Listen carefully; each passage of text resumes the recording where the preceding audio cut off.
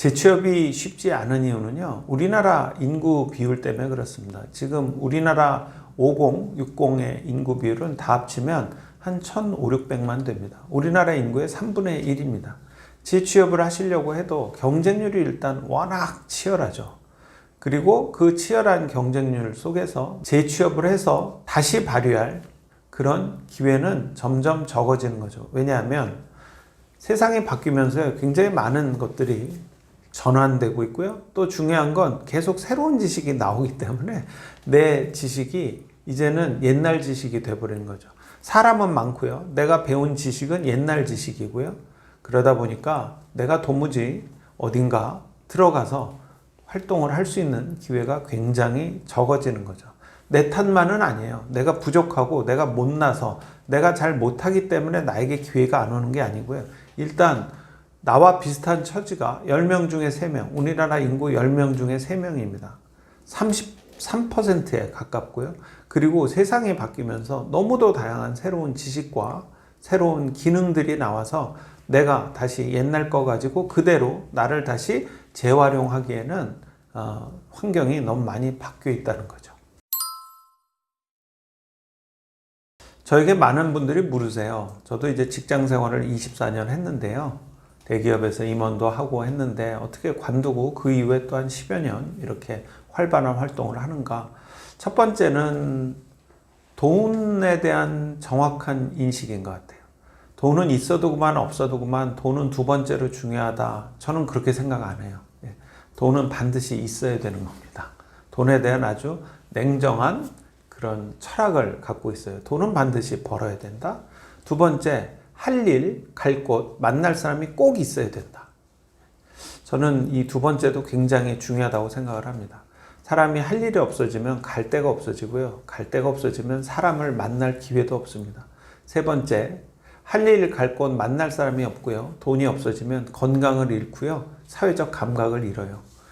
정신적, 육체적 건강을 잃고요. 그리고 사회적 감각을 잃어서 이상한 사람들을 만나서 인생이 아주 꼬입니다. 그러니까 이게 하나가 그냥 내가 뭔가 선택을 해서 해도 그만 안 해도 그만이 아니고요. 반드시 해야 된다. 할 일, 갈 곳, 만날 사람이 반드시 있어야 된다. 그러면서 돈을 벌어야 된다. 그러면서 내 건강과 일상을 유지하고 사회 속에서 내가 활동해야 된다.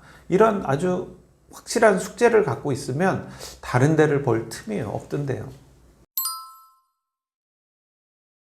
퇴직 후에 만나지 말아야 될 사람은 딱 한 종류입니다. 아무것도 하지 마시라고 하는 사람. 그 사람은 절대 만나시면 안 돼요. 첫 번째 유형이 사기꾼입니다. 사기치는 분들은요, 늘 여러분들께 아무것도 하지 마시라고 그럴 겁니다. 딱 하나만 하라고 그러실 거예요. 돈만 나한테 맡기라고 하실 거예요. 두 번째는 기빨리는 사람이 있습니다. 내 의욕을 꺾는 사람. 뭔가 해보려고 하면 아유 다들 그렇게 지내. 이 나이에 무슨 영광을 보겠다고. 그냥 있으세요. 그냥 버킷리스트 하고 싶었던 거 그냥 하세요. 뭐 이런 거 저런 거 그냥 취미활동 하세요. 아무것도 그 외에는 하지 마세요라고 얘기하는 나한테 아무것도 하지 말라고 하는 사람. 그 사람들을 굉장히 조심하셔야 됩니다. 이 사기를 치거나 내 길을 꺾는 분들의 공통점은 나를 자꾸 눌러 앉히는 겁니다. 나를 주저앉히고 그 대신 자기들이 필요한 거, 예를 들면 사기꾼은 돈이 필요할 거고요. 그 다음에 길을 뺏는 분들은 자기와 같은 본인과 같은 처지로 만들어서 여러분들을 눌러 앉히는 게 필요할 겁니다. 다들 말하는 건 굉장히 여러분들을 위하는 척 하지만 실은 결론은 눌러 앉히거나 여러분들의 지갑을 열어서 돈을 가져가는 겁니다. 어떤 사람 만나지 말아야 되냐? 나한테 아무것도 하지 마라. 그냥 쉬어라. 돈은 맡겨라. 즉 여러분들이 직접 뭔가 하려고는 하지 마라 라고 하는 사람은 되게 피해야 됩니다. 그럼 어떤 사람을 만나야 될까? 첫 번째, 여러분께 무언가를 자꾸 하라고 얘기하는 사람들은 만나셔야 돼요.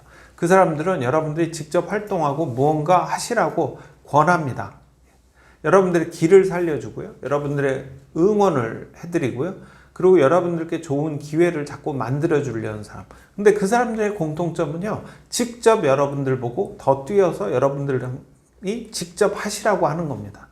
여러분들을 눌러 앉히는 사람과 여러분들을 움직이게 하는 사람. 딱 기준은 그 두 가지입니다. 그래서 여러분들을 움직이게 하는 사람, 여러분들께 자꾸 어떤 기회를 만들고 여러분들께 길을 살리고 여러분들을 응원해주고 그리고 여러분들 성의 있게 대해서 여러분들의 자존감을 지켜주는 사람, 그런 사람들은 옆에 두시고요. 여러분들 보고 자꾸 뭐 하지 말고 돈은 나한테 맡기고 일도 하지 말고 그냥 여러분들은 가만히 있어라 하는 사람들은 무조건 멀리 하셔야 됩니다. 대부분의 사표낸 분들은 본인이 원해서 사표낸 경우가 아니고 자의반 타의반 또는 완전히 회사의 의지, 조직의 의지로 나오게 되신 분들이 많으신 것 같아요. 그러신 경우에 나오면 수치심, 쪽팔림 등등이 많이 있습니다.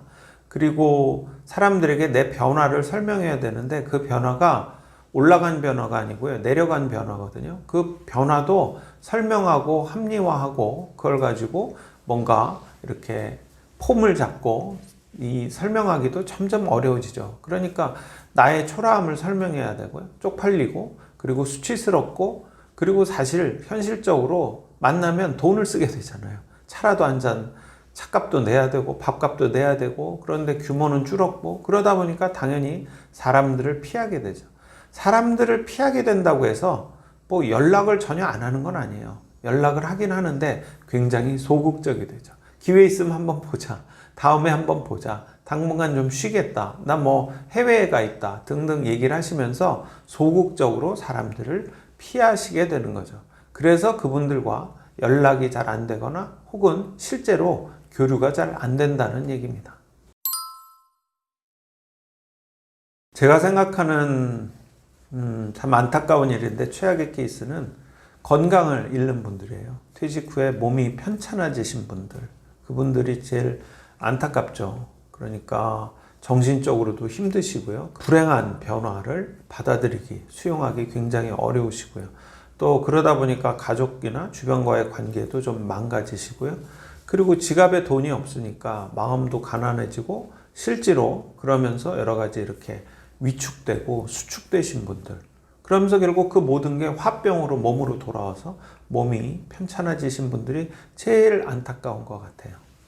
그 다음에 두 번째는 현실을 아직까지 잘 인식을 못 하셔가지고 뭔가 본인이 이렇게 다른 세상, 다른 세계에서 사시면서 현실을 좀 부인하시는 분들도 안타깝죠.